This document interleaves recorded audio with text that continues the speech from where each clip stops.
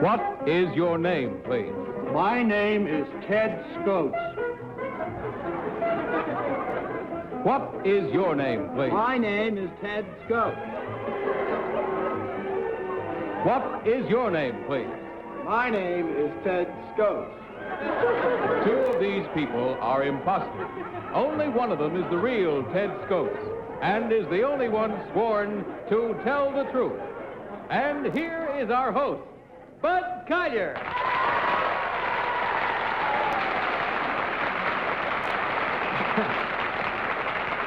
Thank you very much. Welcome and good evening. Awfully glad you could come again to our little game of deliberate misrepresentation. This is the game in which our panel, as you know, tries to figure out which one of three challengers has sworn to tell the truth. To Tell the Truth is brought to you each week by Geritol, America's #1 tonic, the high-potency tonic that helps you feel stronger fast. Now, before we meet our panel, I'd just like to tell you that there's a very interesting article about all of us on the forthcoming issue of a TV Guide. Thought you might like to pick one up when you're at your newsstand. Now, let's meet our cross-examiner, shall we? What is your name, please? My name is Patrice Munsel. My name is Don Ameche. My name is Kitty Carlisle. My name is Gardner.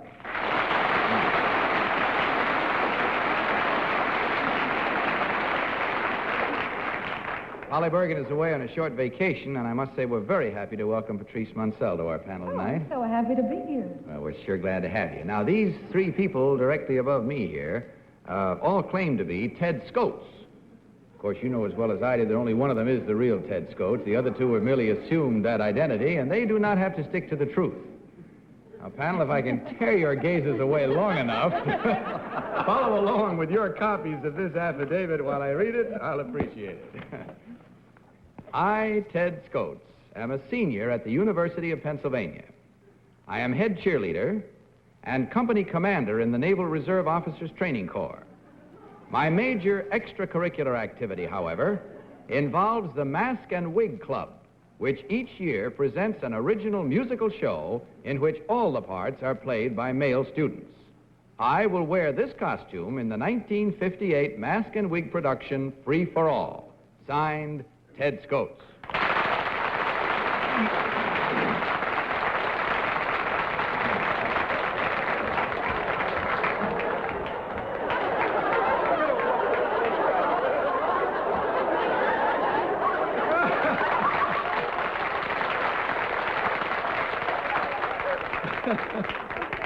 Now, panel, these three graceful gentlemen all claim to be Ted Scotes, member of the Mask and Wig Club. Only the real Ted Scotes is required, as usual, to answer your questions truthfully. You will each question until you hear this signal, and at the end of the questioning period, you will, of course, be asked to register your vote for the one who, in your opinion, is the real Ted Scotes. And we'll begin tonight's questioning with Kitty Carlisle. Kitty.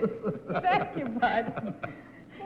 Number one, can you tell me what well-known political figure was the president of the University of Pennsylvania? Mr. Stratton. Number two, have any well-known songs ever come out of the Mask and Wig production? Yes. Could you tell me what they were, number three? Yes, Gypsy in My Soul, Daddy. Daddy what? Oh, just Daddy, Kitty. Just Daddy. Daddy-o. Number two, it says in your affidavit that you're a cheerleader. Could you give me a short cheer? Go, Pennsylvania, go. You did ask for a short one, didn't you? Number one, do you have your own theater? We have the Irvine Auditorium there on the campus. What's a fly? Hi, Gardner. I don't mean Hi, Gardner's a flight. I don't mean... Hi? I'll continue that question. What is a fly? The fly is what hangs over the stage, or grid fly. Number three, when was Bill Holden a member of the Mask and Wig show? Do you know? No, I don't. Do you know number two? No, I don't. Do you know number one? I don't think he was. Number two, do you know what newspaper in Philadelphia carries my column? I don't know. Do you know number three? No, I Do you don't. know number one? In Philadelphia, nearly everyone reads the bulletin. I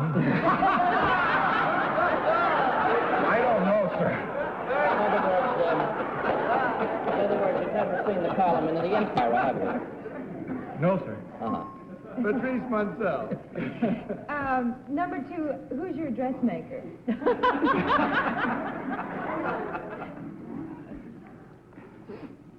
Vaughan Company. Huh? Who? I missed that. John Vaughan. Number 3, who is your dressmaker? Van Horn's. What do you use to stick a wig on with? Number 1. Number 1. I'm sorry. I don't use anything, but they do have a kind of tape that you can use. Let me see. What do you call someone, number 2, who arranges dance routines? I don't know. Ameche. Number 3, what are you majoring in? History. Number 2, how many hours are you carrying? 6. 6 hours. Number 3, how many credits do you need to graduate? 126. 126. Number 1, what's your school song? Well, there's Hale, Pennsylvania. That's most popular. Number 2, who's the present football coach? Sal Bartolo. Number 3, what's an entr'acte? Pardon? Number 2, what's an entr'acte? I don't know. Before we find out if number 1 does or not, it's time to vote, panel. So without consultation, will you mark your ballots and select as usual number 1, number 2, or number 3? Remember, please, the team of challengers gets $250 for every incorrect vote. Patrice, have you voted? I vote for number 1 because, well, he didn't know things so well. Good reason. Don, how about your selection?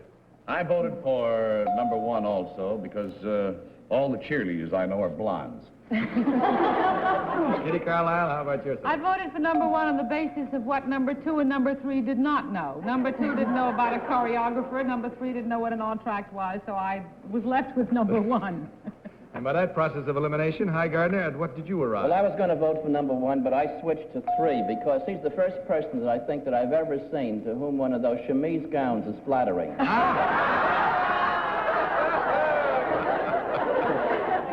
All right.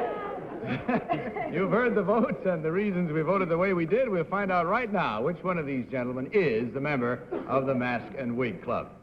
So will the real Ted Scotes please stand up?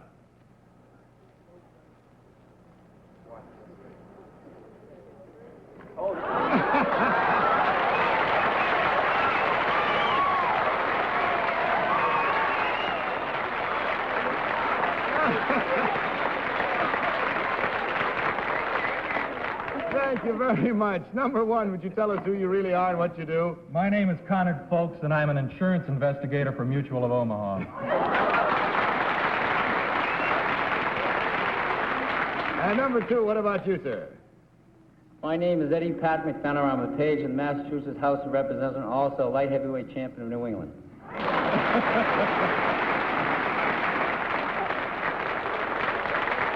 Well, it was fun all the way down the line, and I think if you fellas don't know already, I'll tell you that there were 3 incorrect votes for a total at $250 per each of $750 from Geritol. Thanks for being with us. Good luck on the show. Good night, and good luck to all of you. Now may we have our next team of challengers, please.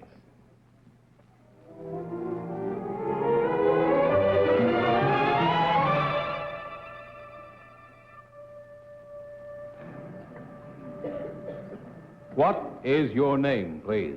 My name is Dorothy Stratton. What is your name, please? My name is Dorothy Stratton. What is your name, please?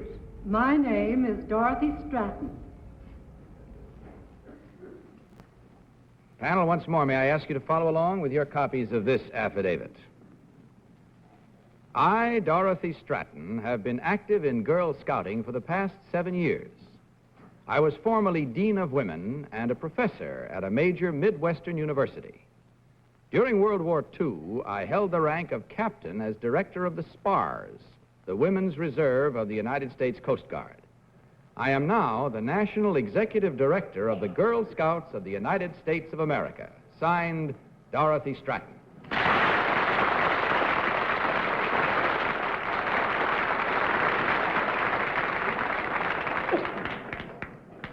Well, panel, as you just heard, these ladies all claim to be Dorothy Stratton, National Executive Director of the Girl Scouts. We'll start this cross-examination with Don Ameche. Don, please. Number one, you were Dean of Women at what university? The University of Kansas. Number two? Purdue University. Number three? The University of Chicago.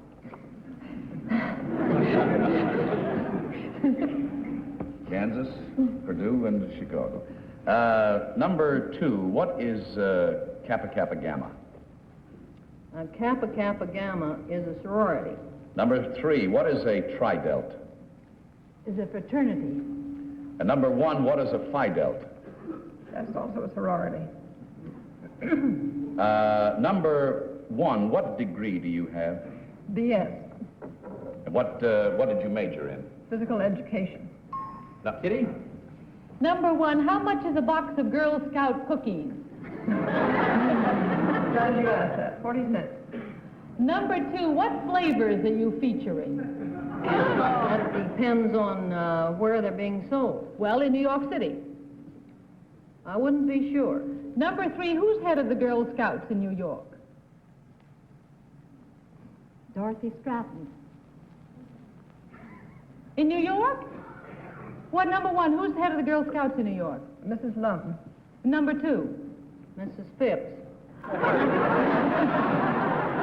Number three, why are women in the Coast Guard called spars? That was taken from the motto, Semper Paratus, always ready, S-P-A-R. Number one, can you tell me if all Girl Scouts are expected to tell the truth? Definitely. Well, to the other two, all I can Number one, where is the Annapolis of the Coast Guard located? The Annapolis of the Coast Guard? Mm-hmm. In New London. Number three, where is it located, do you know? In New London. Number two, what did you teach? I taught psychology Where? at Purdue University. I see, you remembered. Number three, during peacetime, under what supervision or jurisdiction is the Coast Guard? It's under the Treasury Department. Number three, also, do you recall that when you were director of the spars, who was the director of the wax? Ovita Hobby. Patrice? Number one, can you repeat the Scout oath? Yes, I can. On my honor, I will try to serve God and my country, to help everyone at all times, and to keep the Scout laws. Number two, who designed the SPAR's uniforms? Ameche. Good design. Number three, in your work with the Girl Scouts, have you ever heard of Mary K. Wilson? No, I haven't. Number one? No, I haven't. Number two? No, I haven't. Who originally founded the Girl Scouts? Which number? Number one. A lady in Savannah. Afraid we can't wait any longer because it's time to vote. So without consultation, panel, once more, will you mark your ballots? Again, selecting number one, number two, or number three. All set, Patrice? For whom did you vote this time? For number three, because she wears her uniform with such authority. And your selection, Don? I voted for number two. She was the only one that got the sororities and the fraternities correct. And Kitty, what was your vote this Well, I time? voted for number two. We have a brownie in our house. You have. And I knew about Mrs. Phipps. And I believe Ameche did design the costume, and I believe it's number two. And for whom did you vote high? You have a brownie in your house? Yes. It's funny, I use a Polaroid. I voted for number one. Principally, I think because she looks like a Girl Scout who once helped me cross the street. All I can say is I hope there's film in your camera, huh? All right, there we have our votes and our reasons. How are you doing at home? Let's see how you are as we find out right now which one of these ladies is the National Executive Director of the Girl Scouts. So will the real Dorothy Stratton please stand up?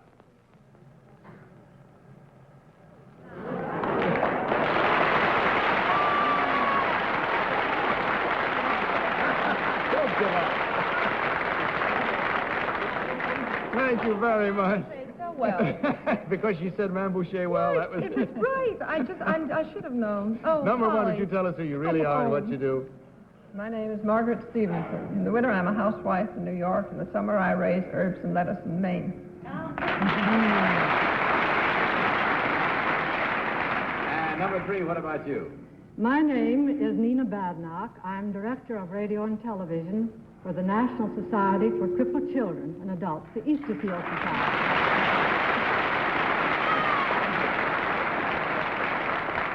Along with giving to the Easter Seal campaign, which is a worthy one, I suppose everybody knows that this is National Girl Scout Week, and also that you can count on a Girl Scout for citizenship and for service. Am I right? Well, we thank you for being with us, and may I tell you that according to the scoreboard, there were 2 incorrect votes at $250 each for a total of $500 from Geritol. Thank you, ladies. Hope you enjoyed it. We did. Good night and good luck.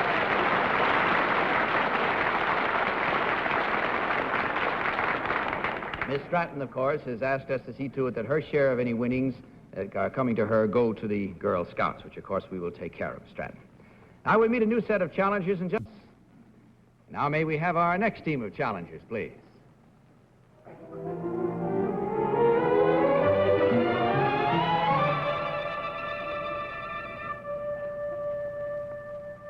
What is your name, please? My name is Jimmy McClain. What is your name, please? My name is Jimmy McClain. What is your name, please? My name is Jimmy McClain. All right, panel, you have listened and you have looked. Now please follow along with your copies of this affidavit. I, Jimmy McClain, am in the broadcasting business. Since 1955, I have been in radio station management and am now manager of station WLAQ. For the 7 years previous to 1954, I was active as an ordained minister in the Protestant Episcopal Church. I am perhaps best known to the American public through the fact that from 1940 to 1946, I gave away close to 1 million silver dollars when I was the famous radio quizmaster, Dr. IQ. Signed, Jimmy McClain. All right, panel, these 3 gentlemen all claim to be Jimmy McClain, Dr. IQ. Can we begin this one with Hi Gardner? Hi? Number one, there was a phrase that became very well associated with you. It's practically a trademark, and every time anybody imitated you, they used the phrase. What was that phrase? I beg your pardon? There was a phrase that was used every time anybody imitated Dr. IQ. What was that phrase? Give that lady 15 silver dollars. Number 3, what was your answer to that? I have a lady in the balcony, you mean? Yeah. Number 1, what president's profile is engraved on a silver dollar? You gave away 1 million of them. What president? Mm-hmm. I don't think it is. What is it? Miss Liberty. Uh-huh. Number 2, what president was engraved on a silver dollar? It is Miss Liberty. Uh-huh. Number... Patrice Munsel. How come nobody ever put Dr. IQ on television? It's about the only thing that's missing. Number 2?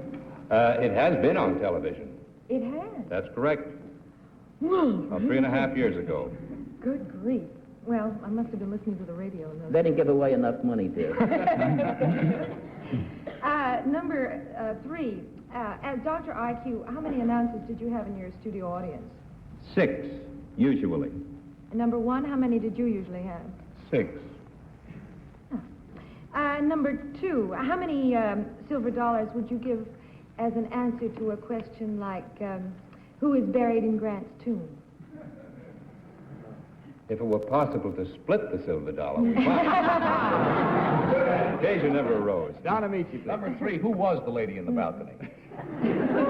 I don't know. Number 2, how many minutes and seconds does a half-hour radio program run? Sponsored or Sponsored. Sponsored. approximately 26. Number 3, when you finish a sponsored half-hour radio program, do you go off on when the second hand is straight up, or at 15 seconds after, 30 seconds after, where? 30 seconds after. Kitty? Number 1, I believe one of the features of your Dr. IQ program was a tongue twister. Could you give me an example? New York is swell, said Mel to Nell. New York is swell, Mel, to him, said Nell. Would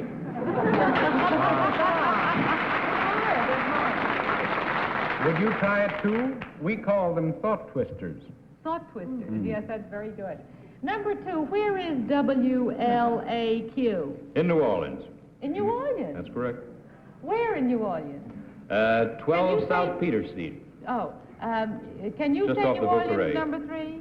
Beg pardon? Where is WLAQ according to you? WLAQ, it's in Rome, Rome what?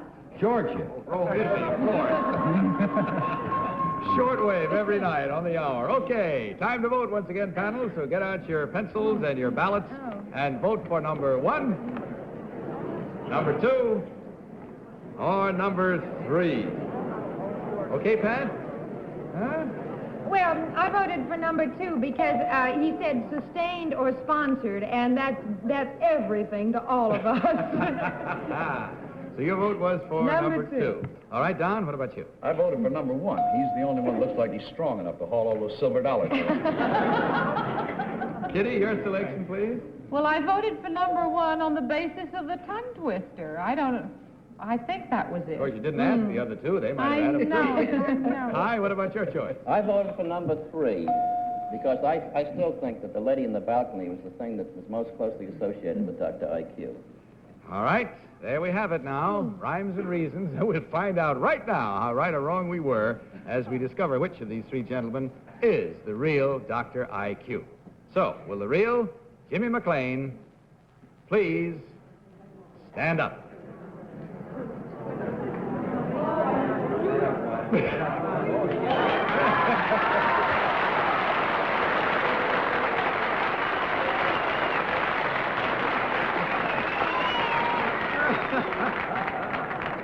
Oh, they were great. Number 1, would you tell us who you really are and what you do, please? My name is Gene Wethington. I'm a speech therapist with Alfred Dixon Speech Center.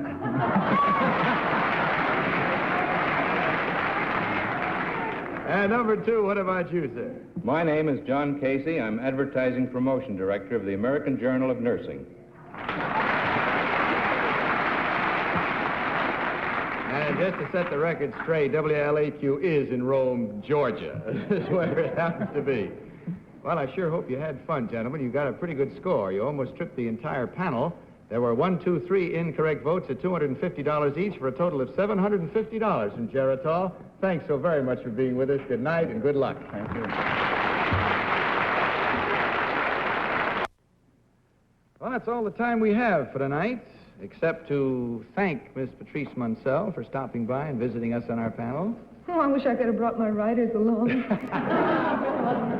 Well, you certainly charmed us. We certainly enjoyed having you. Oh, I love being And I think we should all return the visit on Friday nights and pay a visit you at to... 9:30 on another channel? Boy, I'm telling you, I didn't have to say that at all, did I? Well, we'll be there. We always are. And thanks again, Pat. Thank you. And, of course, Polly will be back with us next week. And I guess that's all I can think of to say, except good night, panel. Hate to do it. Good night, Good night. Good night to you all. And now this is Bud Collier saying good night from Geritol and reminding you to tell the truth. Good night, everybody.